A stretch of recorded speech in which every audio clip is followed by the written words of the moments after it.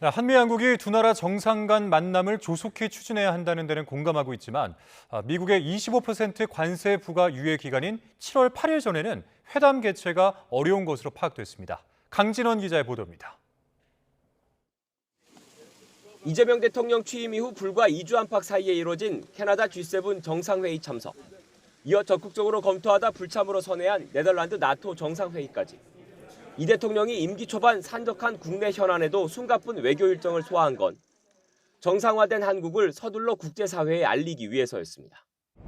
국제사회에 대한민국이 신속하게 정상화됐다는 것을 좀 보여주는 게 필요하다. 동시에 다자 외교 무대를 계기로 미국의 트럼프 대통령을 만나려는 목적도 컸습니다. 양국 간 여러 현안을 놓고 진행되는 실무 협상의 물꼬를 정상 간 대화를 통해 트려고 했던 겁니다. 하지만 이스라엘과 이란의 충돌, 그리고 미국의 이란 핵시설 공격 등 중동발 변수로 두 차례 연속 만남은 미뤄졌습니다.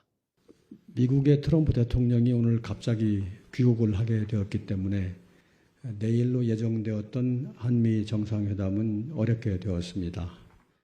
이후 양국은 조속한 한미 정상회담의 필요성에 공감했지만 아직 구체적인 날짜는 잡지 못하고 있습니다. 미국의 25% 상호관세 부과 유예 기간이 끝나는 7월 8일 전에 이 대통령이 미국을 찾는 건 역시 여건상 쉽지 않은 것으로 파악됐습니다.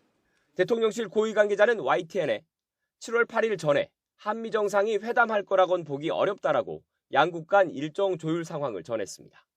최대한 이른 시기에 한미 정상의 첫 대면이 성사되더라도 고율 관세 철폐 또는 유예 기간 추가 연장 같은 만만찮은 과제가 놓여 있습니다. 최소한 다른 국가에 비해서 더 불리한 상황에 처하지 않게 하는 것 중요한 과제일 것입니다.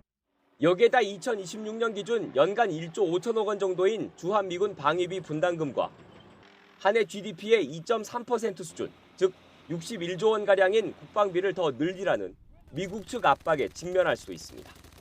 여권 핵심 관계자는 트럼프 미국 대통령이 나토 회원국들에 국방비를 GDP의 5%로 늘리라고 요구한 사실을 언급하며 이 대통령이 나토 정상회의에 갔더라면 우리도 국방비 증액을 약속할 수밖에 없었을 분위기였다고 전했습니다.